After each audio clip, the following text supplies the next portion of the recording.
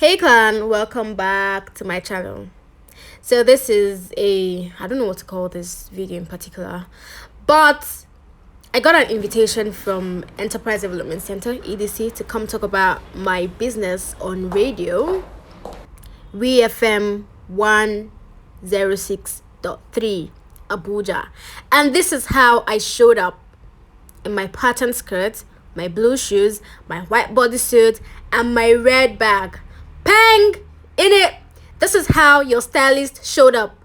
Are you feeling it or not? Tell me in the comments. Tell me in the comments. I'm a fashion stylist, so it has to be nice. Look at that, look at that, look at that. They were all telling me I looked nice. I'm like, oh yeah, hell yeah. I'm a fashion stylist, so what do you expect? Now to the main business of the day. Let's get into the studio, shall we? It's my pleasure. Thanks for having me. All right. So before we dive right in, let's take a quick break and we'll be right back. Okay. So this is how I have to teach people who struggle to pronounce my name, how to pronounce it on a daily basis. My name is a baggy name. It is an indigenous name from, well, the Baggies are found in 4 different states in Nigeria: FCT, Nasarawa, Niger, Kaduna, and Kogi states. But I really love my name. I love how unique it is. I love the meaning. It has a beautiful meaning. God loves me. Let me not distract you all too much. Let's get straight into business, shall we? Thanks for having me. So let's just dive right in. Please tell us more about your company and how it came to be. Okay.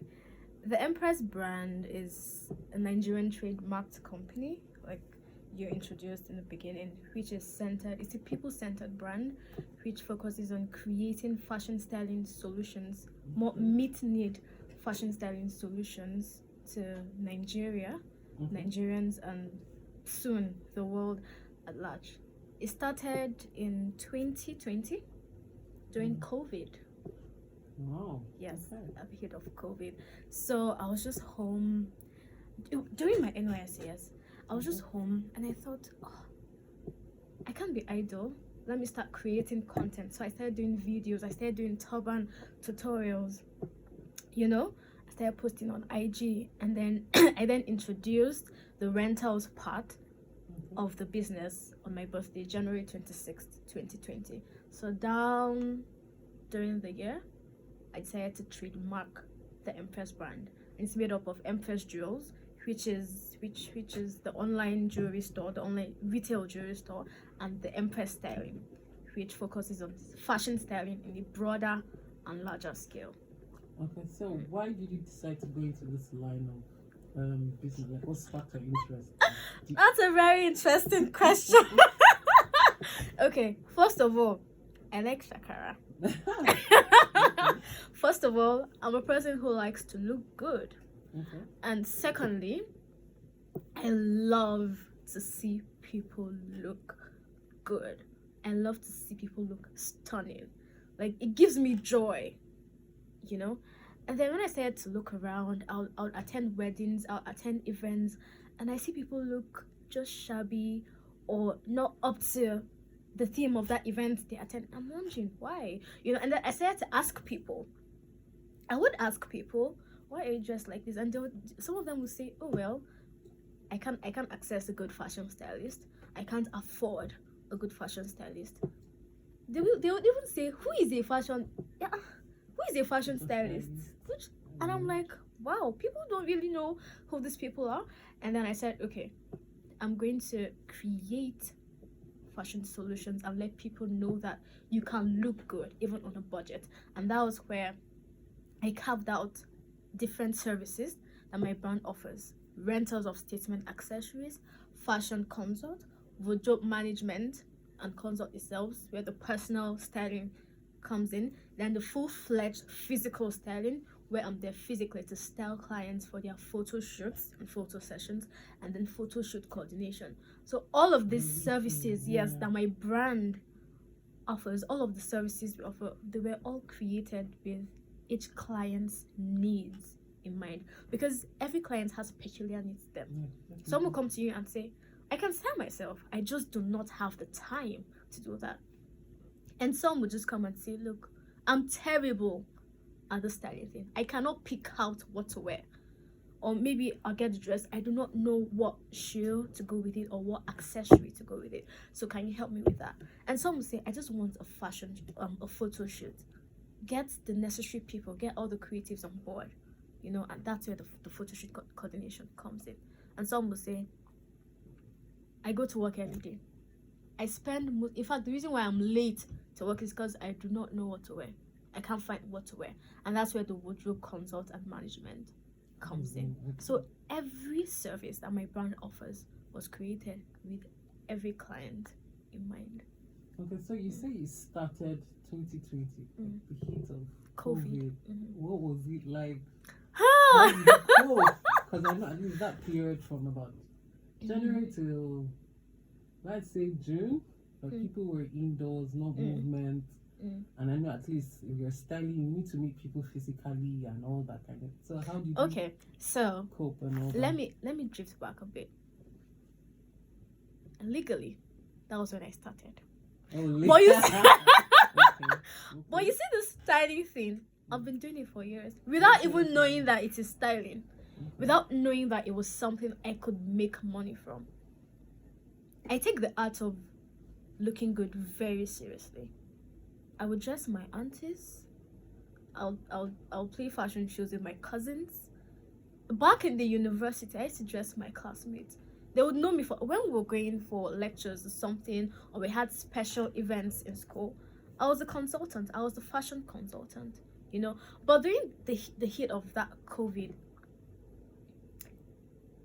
financially, I would say it was very challenging, right?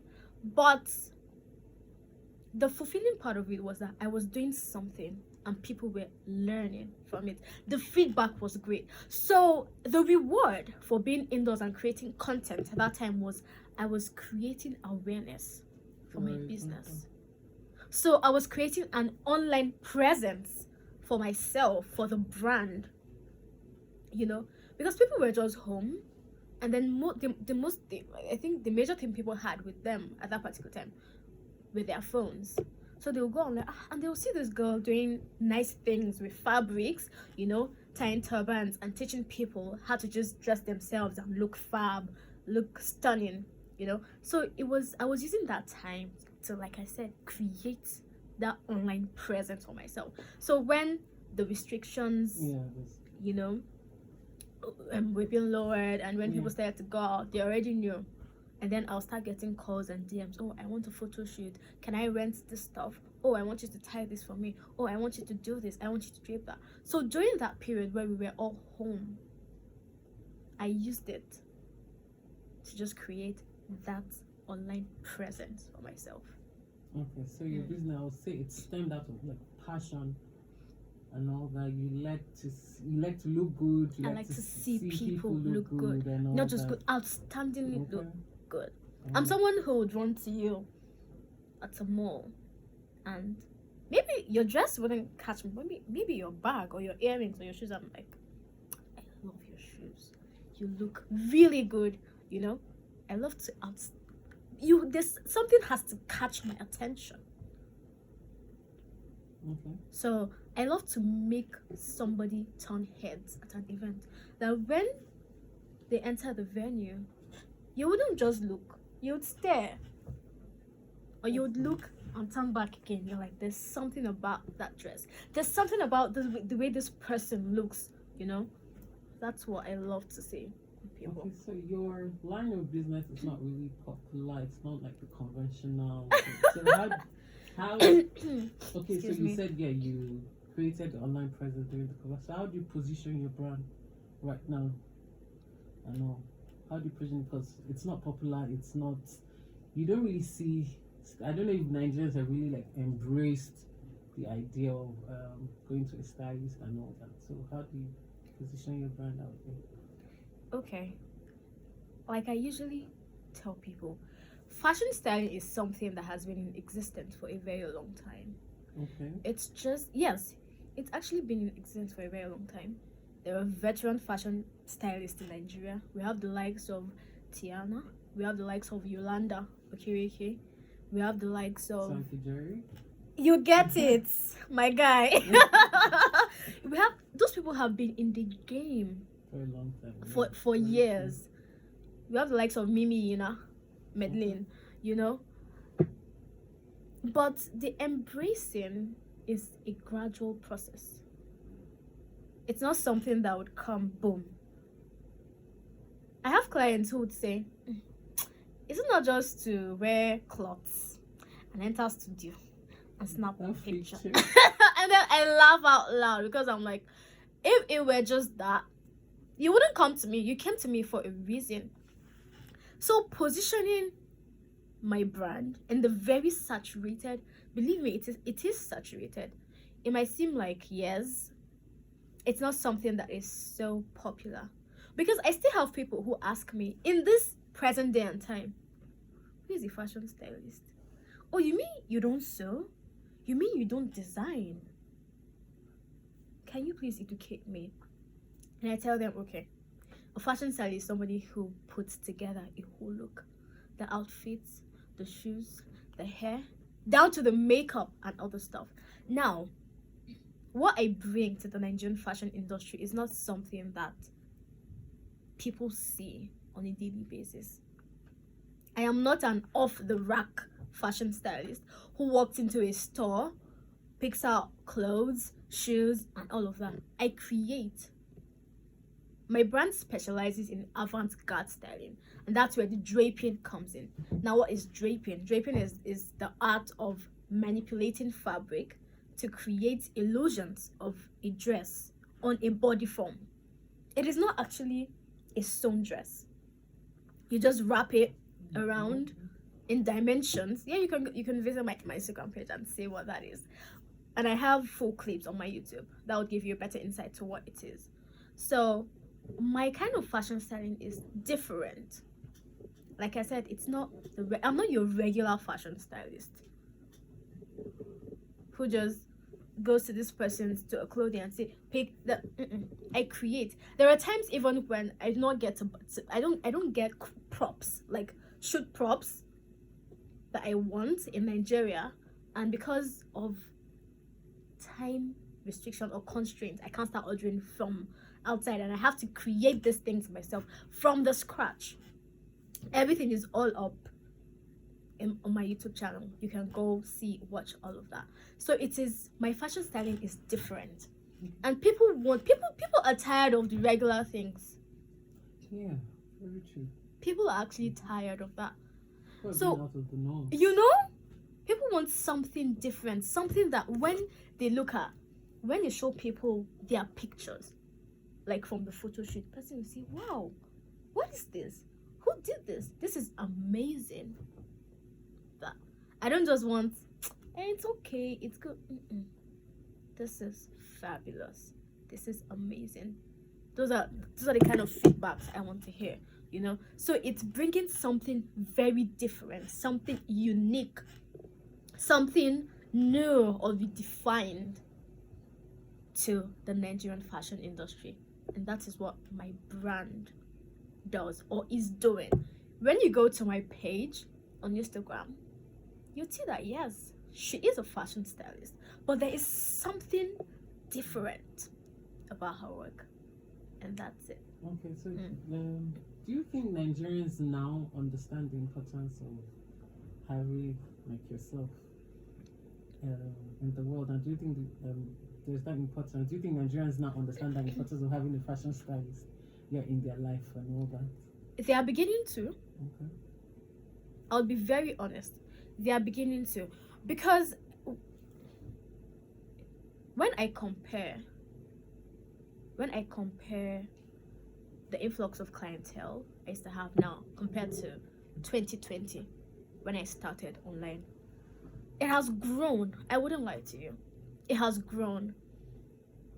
Nigerians in different categories, the individuals, the professionals, the co-creatives. If I open my DM now So many messages. and show you the messages I have gotten in the past 2 months, that creatives, photographers, makeup artists, models who've come to me and say, I love your work, I want to collaborate with you. Or someone who would just come into my DM and say, honestly, I don't know what I want, I just know I love your work and I want you to do something. I had a client like that last week. If I just posted a reel of what I did for her yesterday, she came with no concept. Some would just come and say, this is what I want you to create for me. It's my 40th birthday. I want you to do something interesting. So Nigerians are beginning to understand what it is we do as fashion stylists. They are beginning to get the picture that if you want something outstanding, you have to have the right persons on board for that event or for that photo shoot. They're beginning to understand that I go to work every day, yes, but I want to look outstandingly good. I have 2 clients whose wardrobes I manage on a quarterly basis. Yes, they're all in the corporate world. One came to me one time and said, look, I need help. Every morning I am late to work simply because I do not know what to wear, so I need your help. It is not as quickly as you'd expect the embracing to be, but it is happening. It's gradual, and yes, they are beginning to understand the importance of having a fashion stylist in their lives. Okay, so it's really lovely to hear what you do, because apart from you you styling and all that, you're creating an avenue for other creatives Yes, to come and work in. You have the photographers, the you have makeup artists, the the hairstylists, exactly. the So you're creating ateliers, the avenue for them costumiers, as because well. I am not a costumier. Okay. I don't sew. I don't have a fashion house where I stock costumes. You know, I tell people that in the fashion industry, there are a lot of professionals. We have the tailors, we have the illustrators, we have the fashion designers, we have the fashion stylists, we have the costumiers, we have the ateliers.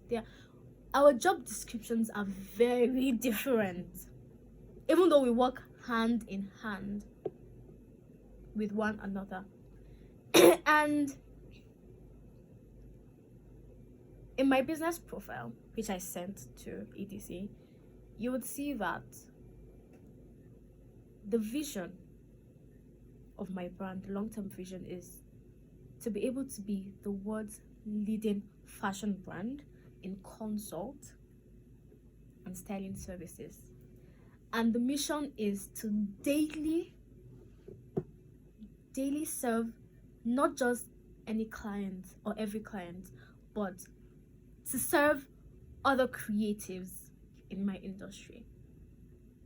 I have people who will come to me and say, look, I need you on board for a music album shoot, or I just need you to style the models for this photo shoot. I just need to rent accessories from you. So I'm not just serving individuals. Okay. I'm serving a whole lot of people Yeah, in my really. industry. Yeah, in your industry. That is what my brand is looking out to do. Yeah, that's really nice, because collaboration right now is like the key to success. I'm telling you. In any business. I'm telling you. So I'm curious to know, how did you convince your first set of customers? How did I convince? Was there really a lot of convincing? I think when people see what you have to offer, you don't really have to do a lot of convincing. Okay. When it's valuable, Yeah. when it's something that they can pay for, you don't have to do. Like I said, during that COVID, I created an Yeah, online. They would see me. Let me tell you something. People are watching you. I tell a whole lot of creatives who look up to me. I tell them, I say, people are closely watching you. People are seeing what you are doing. People are seeing how you are doing what you're doing. People are watching to see if you're getting better or worse at it. So even when your price keeps going up, they are going to want to pay. I'm telling you, there wasn't. I think the people I even had to convince maybe were family members or something, because they would want free. But then when they saw outsiders paying for my services, they were like, oh. They had no choice. They had during the close of last year, I had family members who would, with begging. I have to put that part because I was so glad. With begging, they'll say, okay, please. Or they would come in a teasing form. Hello, your niece's birthday is so time. Oh, remember my birthday is so time. How much are you going to charge me? Don't give me, Family discount. That kind of thing. But honestly, I think if you're doing very valuable things, you do not have to convince people to pay. People would pay without an argument. They would willingly pay you for what you're doing or for the services that you're rendering.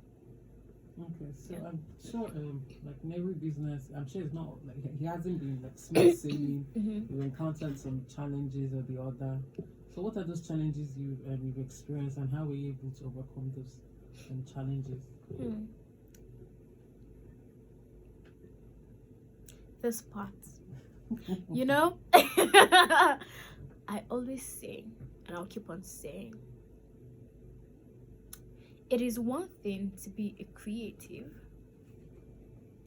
and it is another thing to be a Nigerian creative. The balls are very different. As a Nigerian creative, you're making a job for yourself. You're doing something unconventional. One, let me start from home. See, charity begins from home, isn't it? You're struggling with acceptance from family members. My mom doesn't support what I do. She doesn't get it. How can you leave IT? IT where there's so much money, and you're doing what is this fashion styling you're doing? You're styling, especially when you come from a conventional background, and then you tell them you're not a fashion stylist. So you're styling these people we see on TV, red carpet, that expose their bodies. That is what you're doing. Does it give glory to the Lord? You're dealing with that. And for avant-garde fashion stylists like myself, who have to get raw materials from the Nigerian local markets, you're dealing with inflation every day on a daily basis. I usually tell my clients, once I generate an invoice for you today, please make that payment today. Because we are not certain that the bill I gave you based on today's Nigerian market prices will be the same tomorrow. I can buy a yard of fabric for maybe 2,500 or 1,500 today, and tomorrow I'll go back to get that same fabric and I'll be told it is now at a higher price than I bought it the day before. That's 2. 3, you're dealing with insecurity. My job has to do with you getting people ready for sometimes events that are night-based, like events that start by 9 p.m. or 10 p.m. and then you have to be at the clients by like 9, or something later than 6 p.m. or you have to travel out of your base. There are jobs I've had to say no to because once I'm done studying that person, I'll probably get home like 11 p.m. or 12 a.m. And as I'm on the road on my way home, I'm thinking, God, just take me home safely. I pray I don't encounter nothing. You're even hoping and praying that the person who has been stationed on the road to protect you doesn't abuse you or doesn't molest you. a lot of creatives have had terrible encounters with the Nigerian police, most especially. You know, terrible. That they don't even want to talk about because they believe that people won't believe them. And Nigerians would tell them, and why were you out by that time? Is money better than your life? You know, stuff like that. So I've had to say no to jobs like that. Another thing you're dealing with as a Nigerian creative is unprofessional and unethical colleagues in your industry, especially when it comes to collaborations and even paid jobs.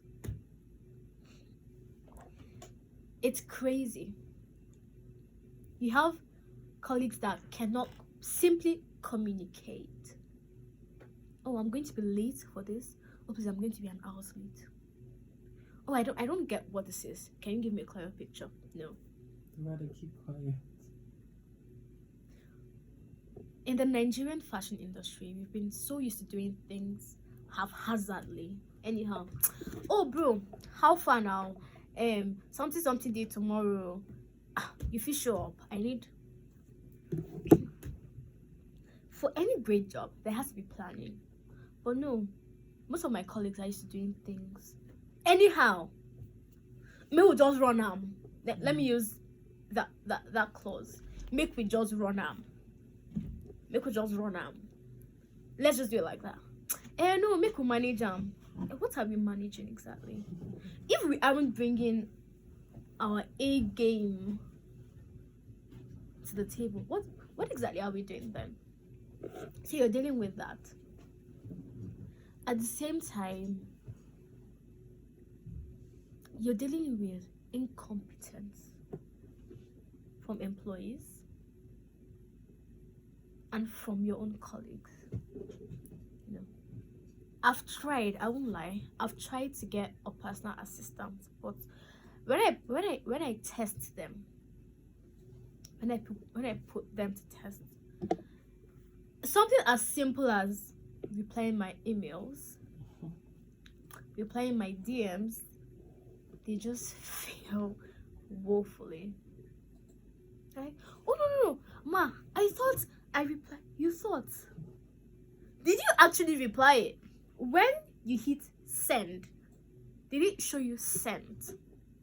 And then the person is sending me messages 2 days after. Oh, we haven't gotten a response to the email we sent you. You're dealing with all of these things every day. How have I been able to overcome them? That one question.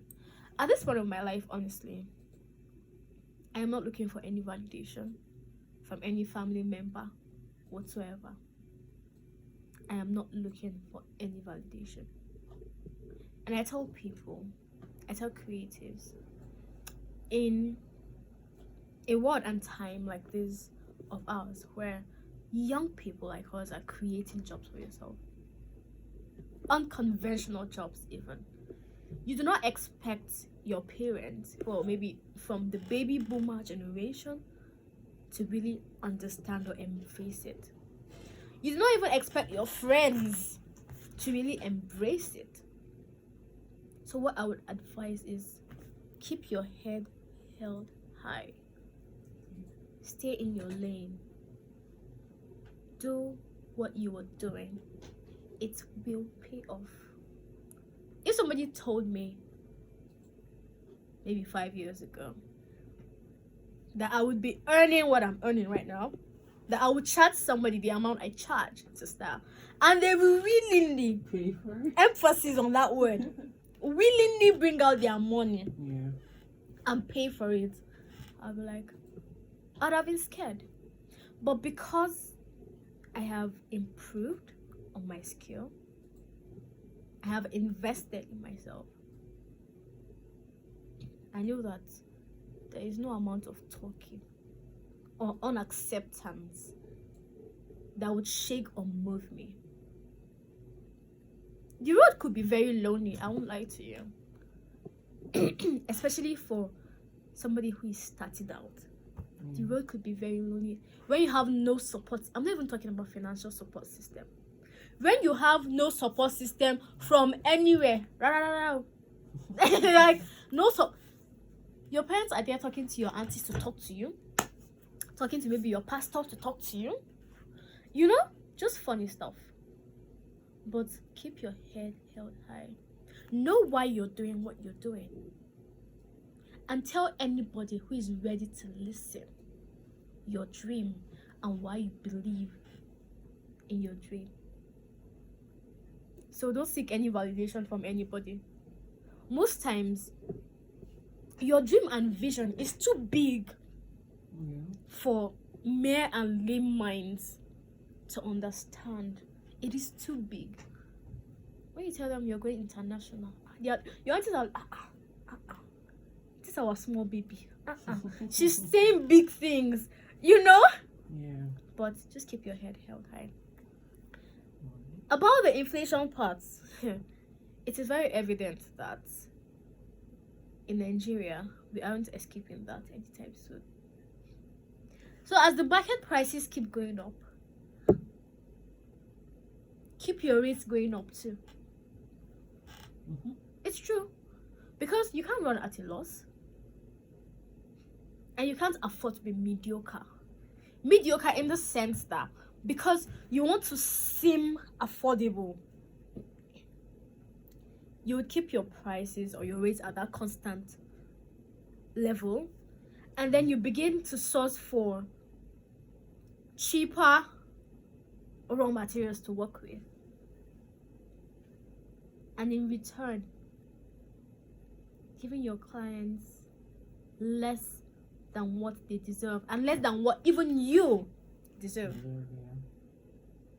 Because when you do a bad job, they won't go around saying, oh, she charged us, can you believe? They'll just say you did a bad job for them, and that is the story that will go around. So as inflation keeps increasing, keep your rates going up as well, because you need to do great jobs. You need to do high-end quality jobs. About unethical and unprofessional colleagues, I hate to say this, but it's just the truth. You have to keep navigating your way around it. Yeah. You have to keep, when one person comes, you say, oh, I'm sorry, I can't work with you if this is how you work. You decline politely and respectfully. Oh, I can't do this. Oh, I'm sorry, I can't work with you like this.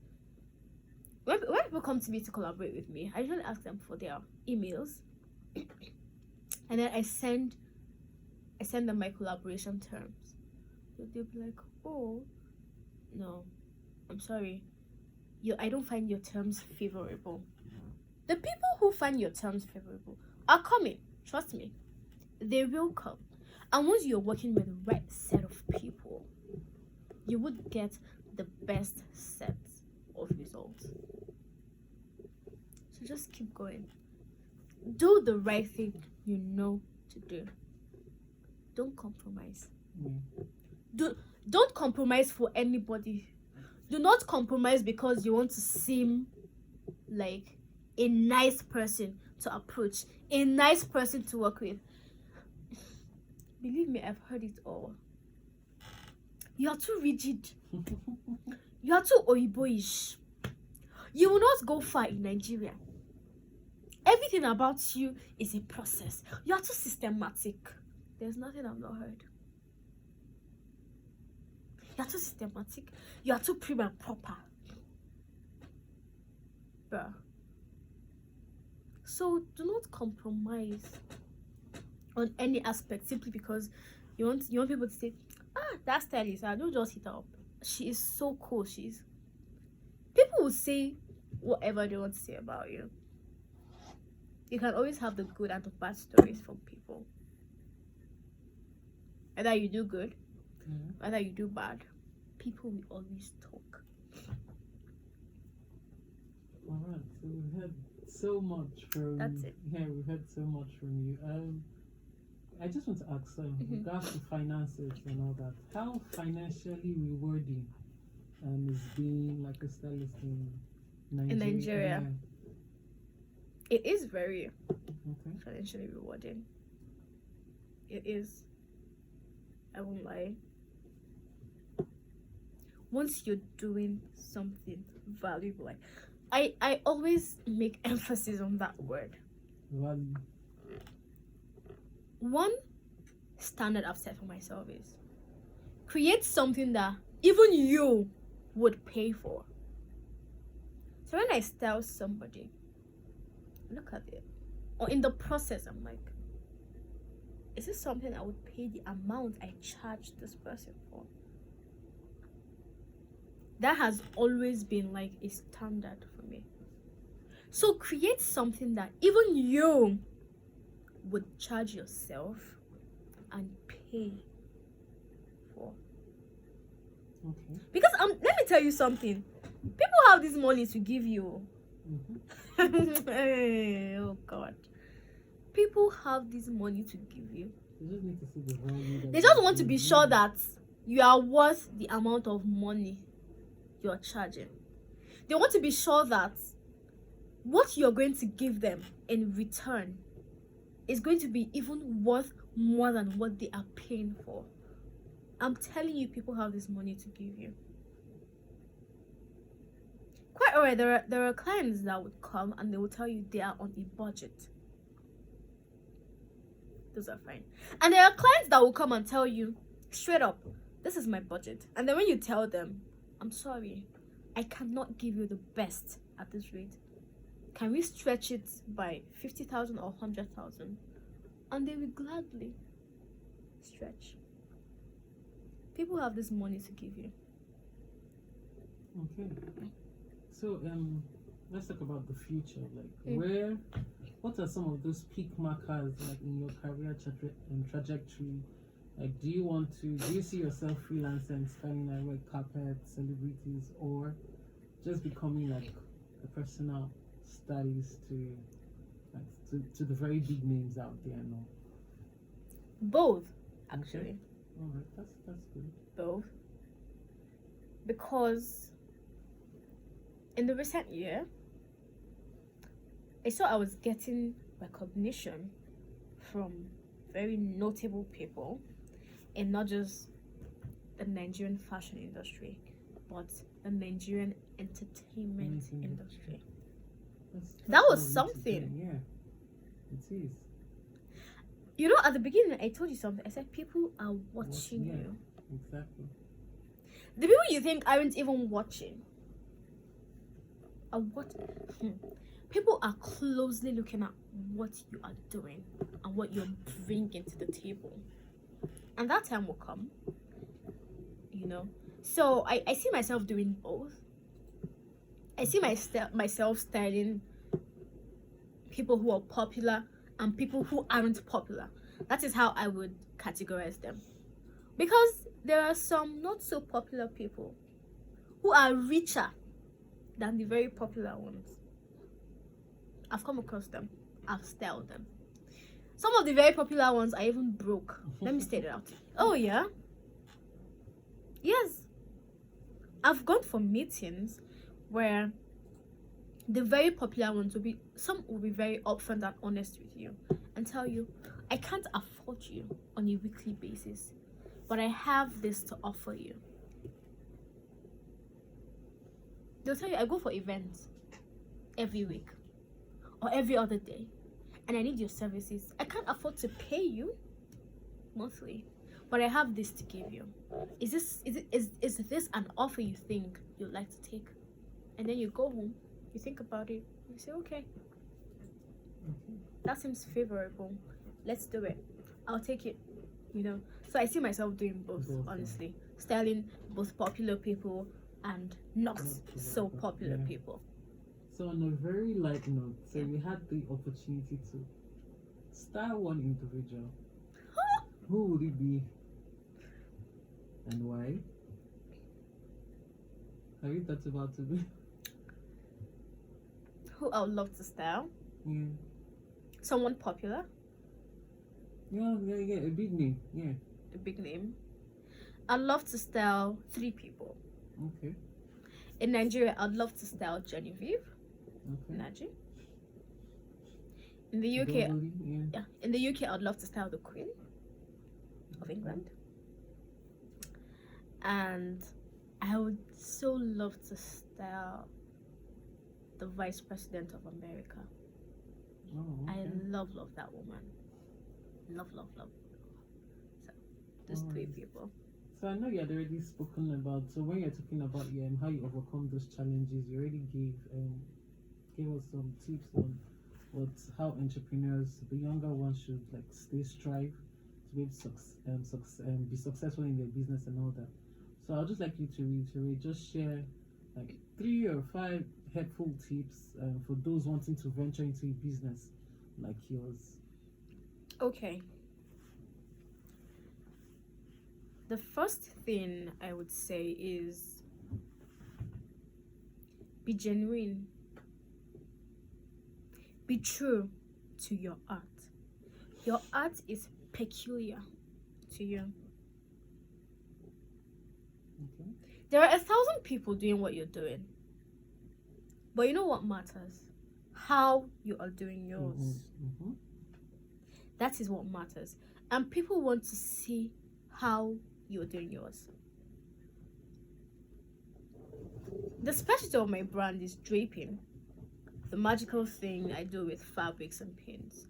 I am not the only one who drapes in Abuja, but people still choose me. Why? There is something unique about mine. There is something different about mine. There is a certain way I do how I do mine that is appealing, that is inviting.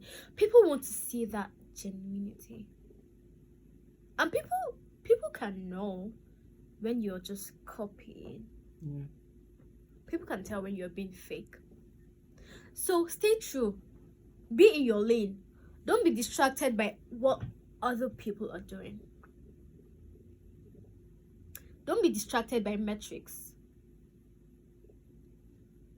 How many followers you have on Instagram, or how many followers the other person has. Are there people in your DM that are willing to pay you, that are wanting to pay you? That is what you should look at. Because if there are people in your DMs wanting to pay you for what you're doing, it means you're doing a really, really great job.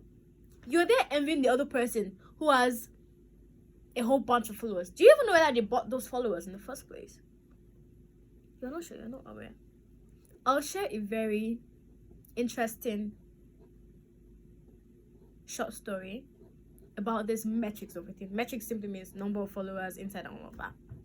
I lost my first page July last year. The energy I put into that page. And then I tried for a month to get it back because it was disabled. I tried for a month. If you even go on Instagram, it's still there, but it's just that I cannot access it. I tried for over a month to get it back, and when I saw that I didn't have the mental capacity to go through it, I just simply started again. And with just 5 or maybe less than 500 followers on my current page, which was the new page at the time, I still call it my backup page anyway, I made more money than I had ever made when I had so many followers. I'm telling you, I made so much money on this new page. Please do, nobody's come and kidnap me. Not so much money that not so much money that I could build a house, but I could invest and buy something tangible with that money. So it's not about metrics. It's about what you have to offer and how people are waiting to pay you for what you have to offer. Secondly, I would say do not compromise on standards. Do not compromise on quality. Do not compromise on standards because you want to survive or because you're upcoming and you want to be affordable. People will talk down on you. Believe me or not. People will tell you, you're not even gone anywhere. You're already raising shoulders. And you're charging like this. And you're just because they want to bring you down and make you feel like nothing. So that they'll be able to say, oh, are you not willing to style me at my rate? No. Don't compromise on anything, on standards, on quality. The third thing I would say, don't be gullible. This is very important. Don't be a gullible upcoming creative. Oh, because the fashion industry is so saturated and I want to make it so quickly, I take on every opportunity that is thrown at me. Every opportunity might not be a good opportunity. So it is very important to trust your guts. When somebody high up there comes to you and says, I have this offer for you, look at it well and say, can you give me some time to think this through? I'd like to think about it. If your spirit doesn't accept that offer, don't take it. There's a reason why. If your values don't align with what that person is offering, then don't take it. Don't be gullible. Don't sell yourself out. I've said it before and I'll say it again. The road might be very, very lonely, especially as a start out who is struggling with so many things. But be true. Keep your head held high. I'd say that. You don't have to do whatever the person is doing. Like I said, stay true to your art. Stay true to your kind of art. Keep creating value. Keep creating stuff that you yourself can pay for. And keep creating solutions to the needs of your clients as they come along. There are times when you'd say, this is how I want to do this. But a client will tell you, this is what I need. It is now important that you identify what you like to do, what your client actually needs, and what your client is willing to pay for. I started out with the draping alone, but as time went on and as my business evolved, I realized there were so many other things that my clients were needing, and I had to bring them along. Because what is the aim goal of my brand? To provide fashion styling solutions. So what I really like to do, the draping part is there, and then there are other services as well that come along with it. So you have to identify that these are my clients' needs, and I have to take care of them. All right. Yeah. Thank you so much, Shekoye. I think I've learned a lot, and you said so much. So to our listeners out there, the upcoming ones, be genuine and stay true to your brand. I'll just reiterate what she said. Be genuine, stay true to your brand. Do not compromise on standard quality. Trust your guts. So to the creatives, don't be quick to take on every job. Yeah, Don't be gullible. Yeah, Don't be gullible. Don't look so because people can tell when you're desperate. Someone say, she just starts now. Let me give her small publicity. She needs. Tell them, I don't need your publicity. you aren't doing me a favor. I've said that you aren't doing anyone a favor. You're offering me something and I'm offering you something in return. Let it be very clear what you're bringing to the table. So All right. Thank you so much. And this was right after the talk. I hope you all learned something. I'll see you guys in my next video. But before then, I have some questions for you. And if you know it is you I'm referring to here, send me a DM right now and let's get you looking pang. You deserve it.